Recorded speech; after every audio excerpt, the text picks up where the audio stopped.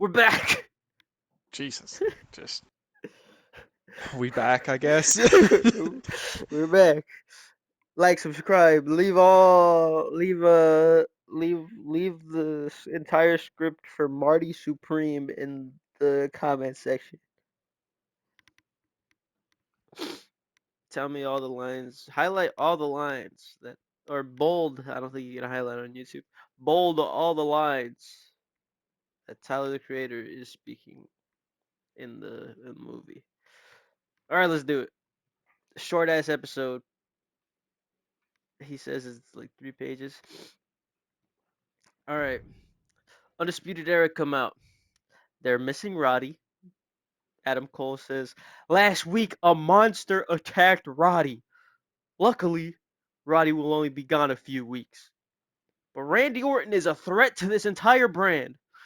Just ask Jey Uso. Just ask John Cena. And now ask us. We are some of the victims of this madman's attack on us civilized people. And as a result, this will be the last match any of the Undisputed Era will be a part of on this brand for as long as Randy is allowed to roam free. So after this, you won't see us anywhere near this dump." That's when I come out and say, well, that simply won't stand at him. You see, I've actually spoken to Randy, and honestly, he makes a valid point. Yes, you all got extremely lucky at the Rumble by getting some late entrant numbers.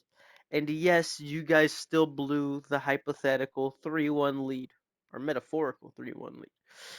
But the way you did Randy is just unacceptable. This man is chasing history, and no one wanted to see him go out like that. So this is what's gonna happen. Randy has agreed not to punt any more members of the Undisputed Era in the head if he gets a match for the WWE Championship at Fastlane. Ha ha ha ha! Not gonna happen. You can tell Randy he can kiss my ass. Now, if you'll excuse us, we have to defend these tag titles right here, right now. Uh, the match goes exactly as you'd expect it would. Undisputed Era win, but by the end of the match, Bobby is hobbled and he has to be helped to the back by Cole. Kyle tells him to go on ahead to the locker room while he goes back to the timekeeper area and get the titles. As he gets them, he notices that the person uh, won't let go of the titles. He pulls harder and he still can't get them free.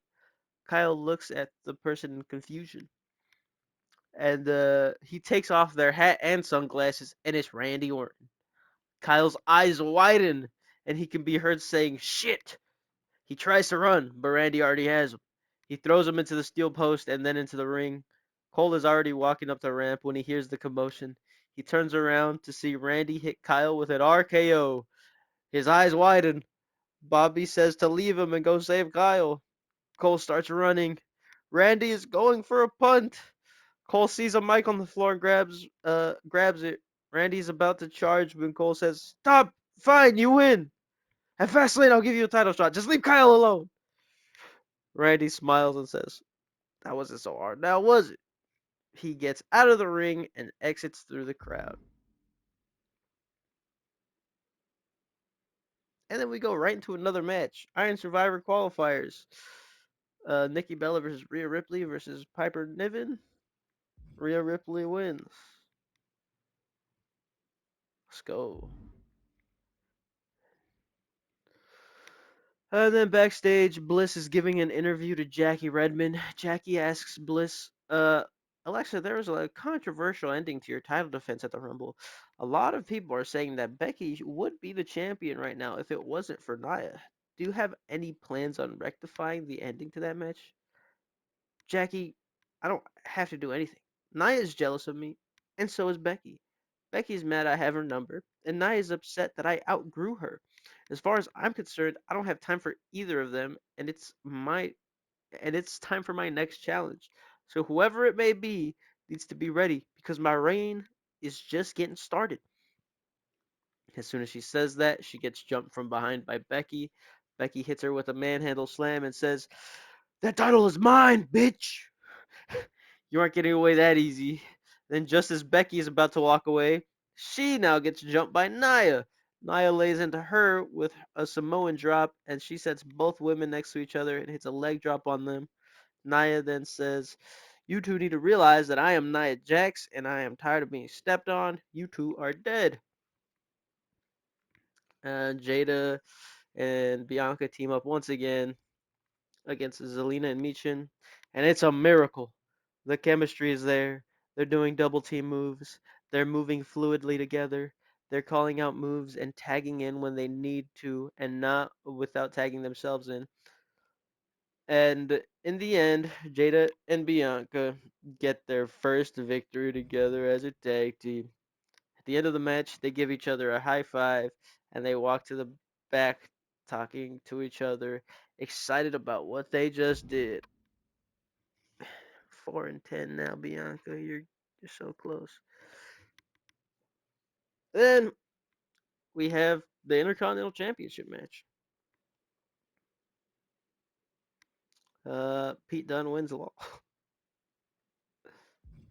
Breezy episode, breezy episode. Jordan goes up to Rox backstage and says, "You gave Bailey another match? Why? She doesn't deserve it. You know she doesn't. I'm not saying I do, but I feel like I have a better argument than she did. Look, I just wanted her to finally get off my back. No, I don't think she really deserves it. And screw it. If you want in, I'll let you in. But you're going to have to earn it. I'll, of course, have to run it through all the lawyers. Yeah, you do that. I don't care if I have to take out Bailey one more time. I'll do it. And then I can finally get what I've always wanted." Then we cut to backstage where Randy is walking when he runs into Finn. Finn tells him, as much as I would love to end the Adam Cole era on Raw, I'd also like to be known as the guy who ended the reign of the only ever 17-time world champion. So good luck at Fastlane. I'll be watching closely. Good. So you'll see what I'll do to you after I win that title. I want you to watch Adam's neck when I kick him in the skull. I want you to see how it almost snaps. And that's going to be in your future if you choose me. Finn smiles and says, "You're trying to intimidate me, a man who's already lost everything. So it's not going to work. But good try. I'll see you around, Orton." Finn walks away and goes to see Mello and tells him, "Hey, good luck in your match right now, man. You got this. I know you do. This is why I picked you to be in my group in the first place. You live for these moments." "Thanks, man. I'm glad you saw that in me. I'm just as glad I'm just glad I get to get my hands on Roman." They fist bump. Melo walks to the ring. When Paul Heyman walks up to him, they stare at each other. Melo says, "In another lifetime." He smiles and walks off as we see Heyman stare at him as he walks away. Main event time. Melo and Roman are going after each other in the whole match. Oh, this is an Iron Survivor qualifier. Melo and Roman are going after each other the whole match. Oba is just picking his spots. When finally Roman gets Melo down enough to focus solely on Oba, and then they go at it. Oba ends up putting Roman through the barricade. Roman puts Oba through the announce table. After he does, Roman turns his attention back to Melo. Roman sets up for a spear. He goes for it. He hits it. Cover. 1, 2, kick out. Roman wastes no time as he gets up again and throws Melo to the ropes to hit another spear. 1, 2. Roman gets pulled off of Melo. Roman gets pulled off. Roman barely gets a chance to look up when he immediately gets put into an anaconda vice. It's CM Punk. Punk locks it in until Roman passes out. Then he sees Melo getting up. He picks him up and he hits him with a GTS. He leaves. Melo lands on Roman after he gets hit with the GTS. Cover. 1, 2, 3. Here's your winner. Carmelo Hayes, and that is Raw. Welcome to SmackDown. This is February Week 2 episode, 2 weeks removed from the Royal Rumble. We are fully on the road to WrestleMania. As we said at the start of the video, like, subscribe, hype down below, hype, share. You said some movie that I didn't even know of that I had to Google. Some Timothy Marty Chalamet movie. Supreme. Yeah. Okay, yeah. Uh, that do more of that. Just More and if you've more. already if you've already copy and pasted it and bolded all the Tyler created parts, just do it again. It's, Yeah. More engagement. anyway, even more engagement. Let's just get right into the show. Jade Cargill opens the show and says, "Tonight we will be having another open challenge, but first we need to address the rumors that someone else was under the mask at Bash in Berlin." Charlotte and Chemical X brought their own footage to show Big E last week, trying to prove their innocence like it's going to change what's already happened. Even if they prove somebody else interfered, I will still be the Intercontinental Champion, and I will beat anyone who comes across my path. Now we have an open challenge to settle. Charlotte and Chemical X then come out, and Charlotte says to Jade, "When it's revealed that my girls are innocent, and I will be getting a rematch for that very belt. In the meantime, for the false reports that Tatum got involved, she's going to head down there right now and answer your open challenge." Tatum heads down to the ring. Jade Cargill defends her IC title against her. Jade Cargill picks up the win, retaining her belt.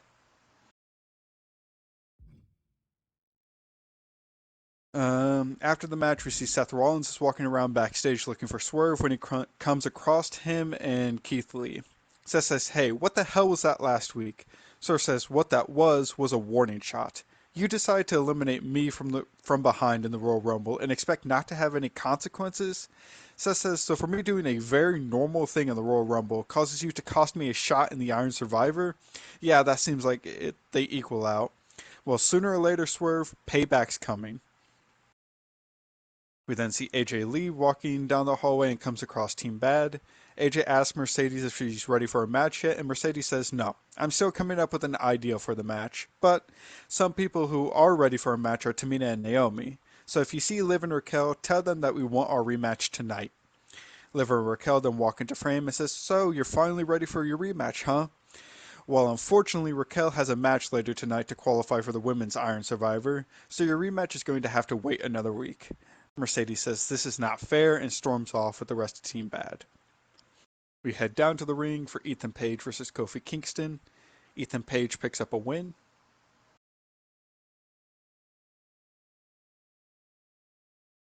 Ricky Saints is then interviewed about what happened last week. Ricky says, "Plain and simple, Jacob Fatu is afraid of me. Ever since I brought my greatness to this brand, Jacob Fatu has been glued to everything that I have done. He knows attaching himself to someone like moi is best for his stock."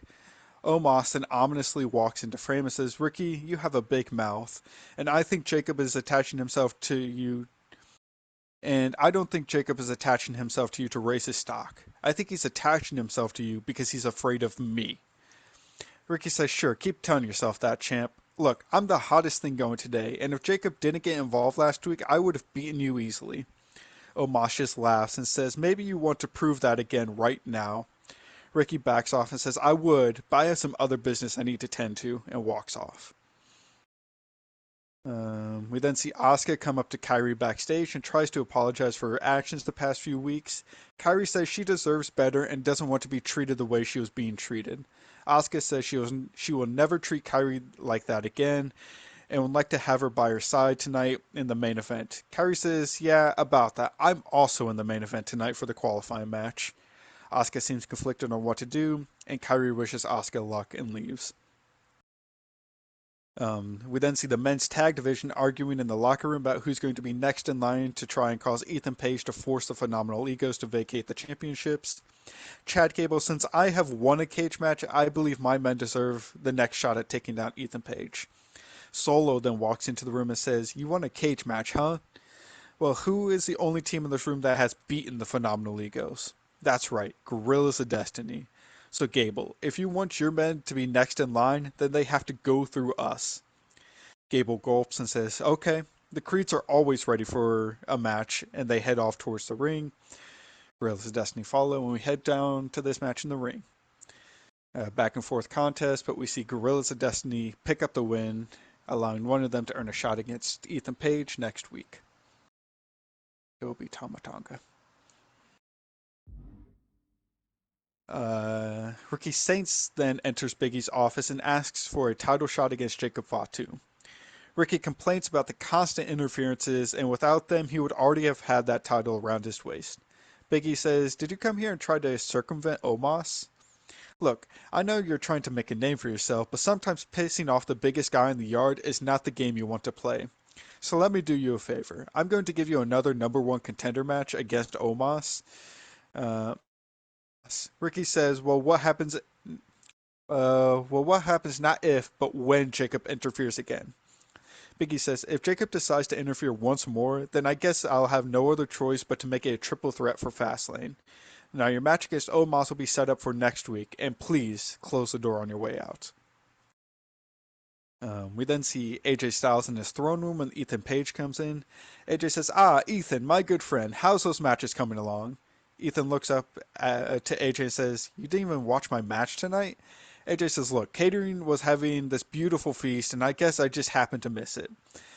Ethan says, "Do you even want this team to continue? I mean, you may think you're carrying all the weight of this team, but believe it or not, it takes two to make a great tag team." AJ says, "Look, I'm sorry I missed your match this week, but I assume you won. So how about next a front row view, and I get to watch you beat up whoever is waiting?" Ethan kind of grits his teeth and says, "Fine. AJ, you can be ringside at my match." AJ says, "Great, let's go celebrate you winning tonight and hopefully winning a lot more going forward." We then head down to the main event tonight, Raquel versus Asuka versus Kairi Sane. Towards the end of the match, we see Asuka go to miss Raquel, but Raquel ducks it and Asuka misses Kairi instead. Raquel then tries to capitalize and picks up Kairi for the Tahana bomb. Kairi, who's still trying to get the mist out of her eyes, bumps into Raquel and Asuka, causing Raquel to drop Asuka. Raquel then throws Kairi out of the ring and turns around into a spinning back fist from Asuka. Asuka then locks in the Asuka lock and Raquel taps out, Asuka earning her spot into the Iron Survivor. And that is SmackDown.